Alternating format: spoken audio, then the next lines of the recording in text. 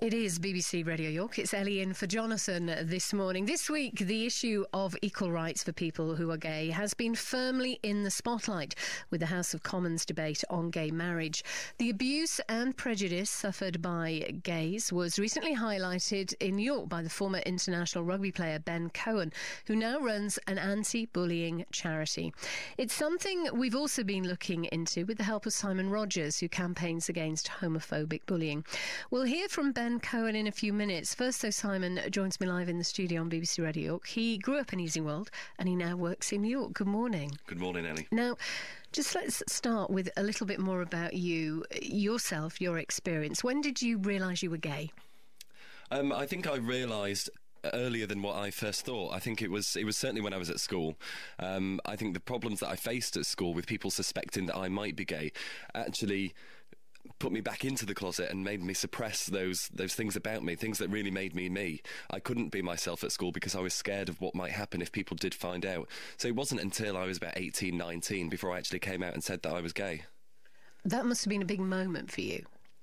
It was, and I think for many people it's a huge moment in their lives because they're coming out, they're being true to themselves, they're saying who they are, and they're tackling and challenging some of the bullying that they faced at school, in the workplace, and in society more generally head on. You grew up in a place, Easingwold, where everybody probably knows everyone else. It's a small market town.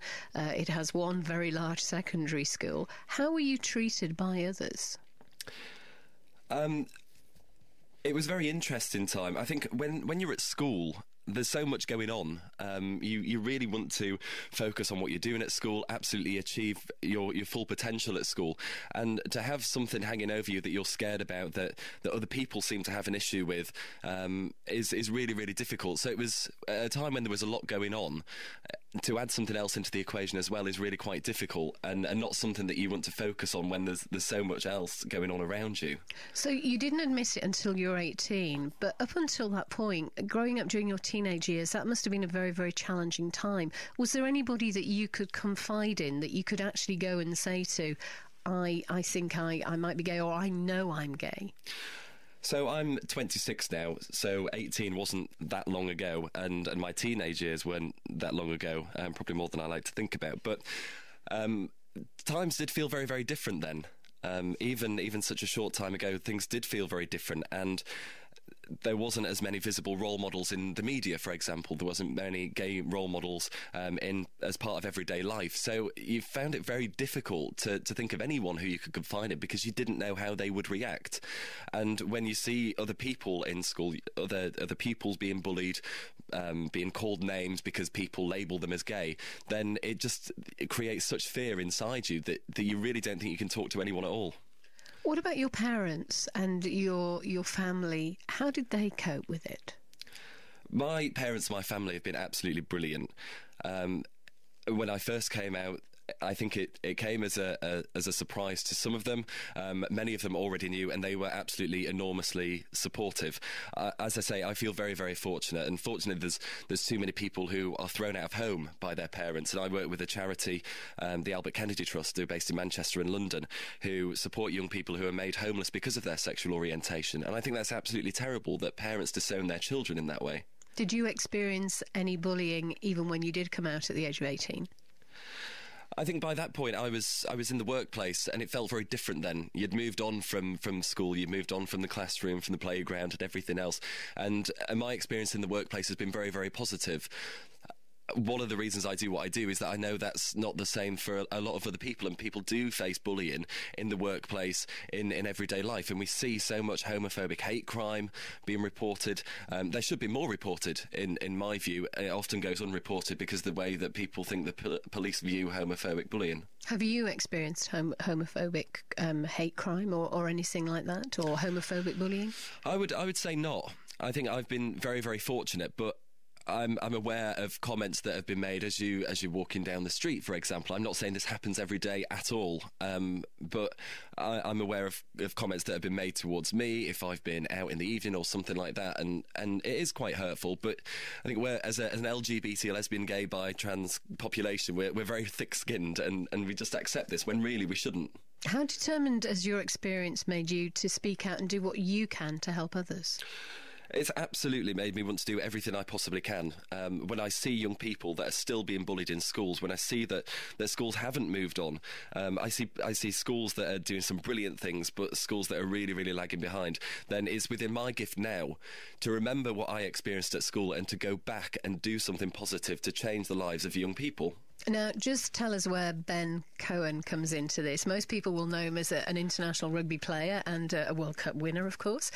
Why has he become such an important figure in the campaign against homophobic bullying? So Ben's been brilliant because he's a straight man with a family, with a wife, with children, in a very macho sport. And he's turned around and said that he's going to stand up against bullying, but more importantly, or equally, stand up against homophobic bullying. So he's using his profile to change the face of bullying, really. He's been absolutely fantastic in standing up and saying that he's not gay, but he believes that homophobic bullying is wrong. And I've been doing speeches in schools recently, and he's been doing the same as well. So it's great that that Ben's doing those things. OK, well, let's hear from Ben, because he was in York just over a week ago running rugby coaching sessions and talking about bullying. Whilst he was in the city, we asked Simon Rodgers to find out more about the work that Ben does and why he does it.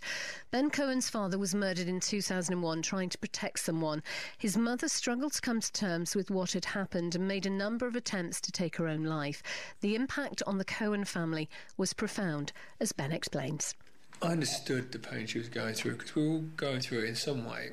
I could turn to rugby. I was the youngest by 5 years. I could take my aggression out on someone, and because it's a physical sport. It was so I could really be off the pitch, and in everyday life I could be on a level sort of playing ground, a level field, and sort of be the rock that my family needed. That really was the sort of the platform that I really sort of set the foundation upon, and use a negative to really turn it into a positive to do good stuff. And the reason why I started doing it after that was the fact that in 2007 I came across a fan page on Facebook which is dedicated to me, 37,000 people, which happened to be all men. And I was shocked by that, of course, and actually it wasn't until I got to read a lot of their emails and sort of mail and stuff that actually they had of some of their horror stories, how they suffered at the hands of other people, and I'd experienced that in a different way. It was that I could make a big difference, like breaking down stereotypes. Look, I'm a straight guy, I'm married, I have a couple of kids. That's the powerful thing, that I am straight. For me, it was like I could make a big difference and start to be a role model, and that's how I started really breaking down stereotypes, really, and sort of speaking out against bullying in general. And I think it's really important that we do break down those stereotypes, and I think you've been in an enormously privileged position to be able to do that and to have the appetite to do it as well. So I absolutely commend you for doing that as a gay man myself. Your work in this area has made you something of a gay icon. I know there's a lot of my friends who recognise you as a gay icon, a lot of other people that I know that would absolutely say the same. But championing the lesbian, gay, the bi, trans cause, has that attracted you any negative attention? Honestly, none. I've had nothing but sort of support, which has been amazing, and is exactly what what we wanted. I've got to say, my biggest critics are the gay community. Is this guy for real? It frustrates me. I understand that people have their own thoughts and stuff, but it frustrates me in some way, because on the internet people can follow what you've done since the day dot now, and it's like, when I would leave an imprint, what sort of person I'd be, and to set an example for my kids if this wasn't going to be taken seriously. And the support, I've got to say, has been immense. And the biggest thing for me was turning the following I had of 100,000 from gay icons, so to speak, for a cause. We say we doubled our following now in 18 months, and I say that in general, our support's been amazing. It's been overwhelming. Just looking to the sport of rugby, Gareth Thomas was the first to open a gay professional rugby player. Do you think he's the only one? Yeah, there are more, but it's a question I had this conversation with Claire Balding, and we sort of. Really, there's no right or wrong answer. When do you come out in sport? And it is a really double-edged sword, really. It's a difficult one. It comes down to the individual. Are they accepting themselves and their own feelings? Are they come to terms with that? Are they happy with themselves? And that's the biggest thing.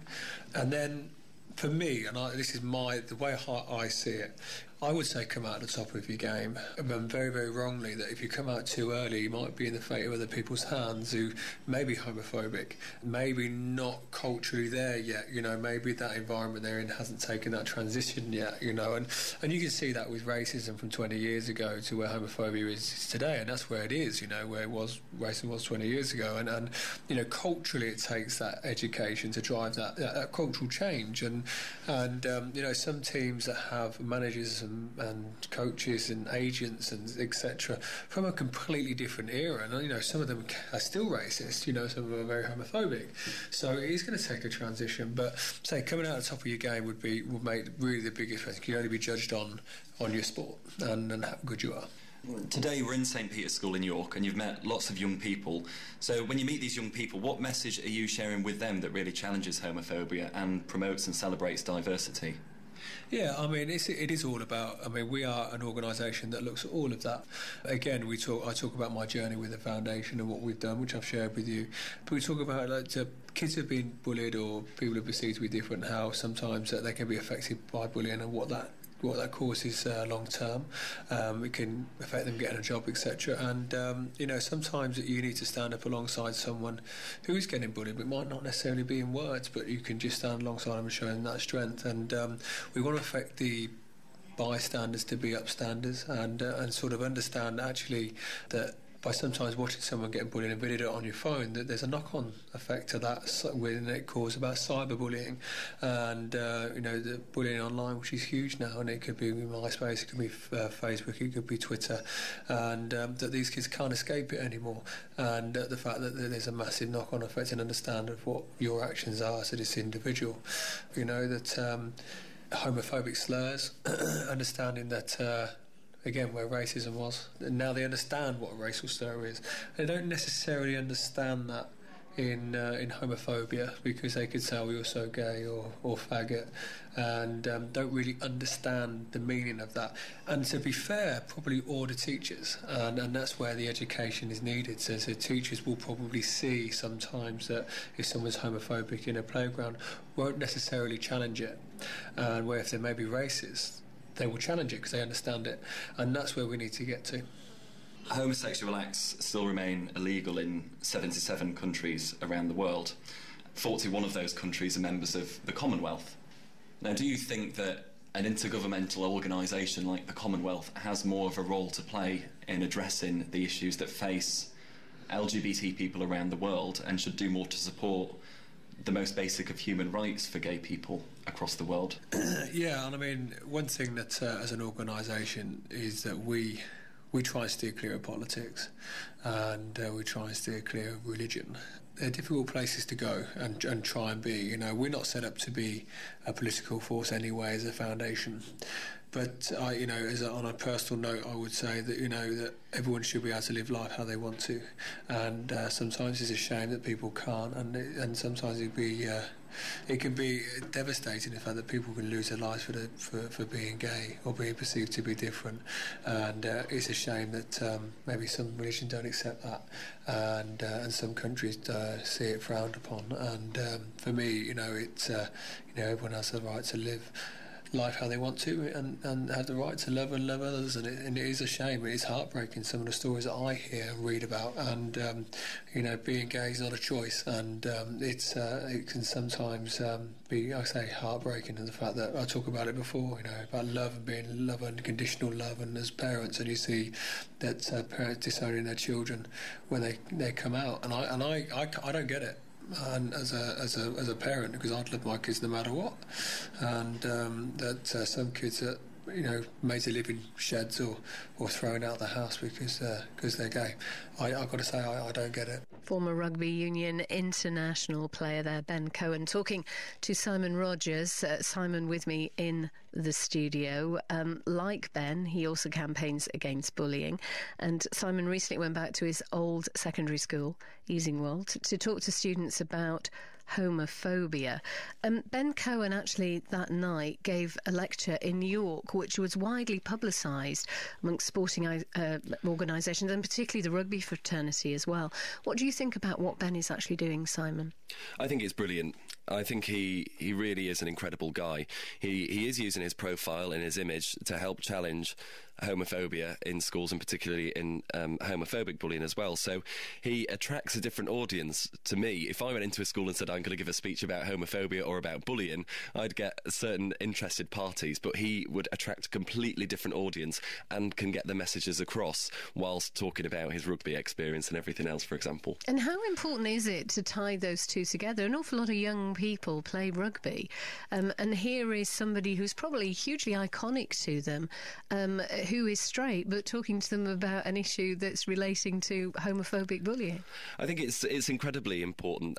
Gay people are everywhere. You know, just because it's rugby, it doesn't mean that there's gay people there. I mean, we've seen with Gareth Thomas coming out in recent years and showing his experiences. It's really important to show that gay people are in all sorts of sports, in all sorts of workplaces, and they are part of our everyday lives. So it's great that Ben's highlighting that and taking such a strong stand. Now, finally, a lot has been said and written this week on the issue of gay marriage and equal rights. On Tuesday evening, MPs voted in favour of gay marriage. How important do you believe this was?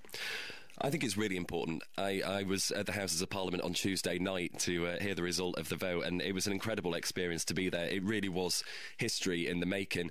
It shows how perceptions are changing and how MPs are representing the views of their constituents. Disappointing that it wasn't higher in terms of the agrees, or the fours rather, but absolutely a brilliant result. And it shows how important it is to recognise that everyone is equal.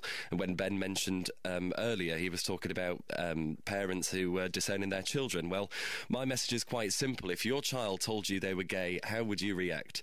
Surely you would want them to achieve everything they possibly can in their school lives, in their lives more generally, in their careers, not despite who they are, but because of who they are. Simon Rodgers, thank you very much indeed, and thank you very much as well for going along.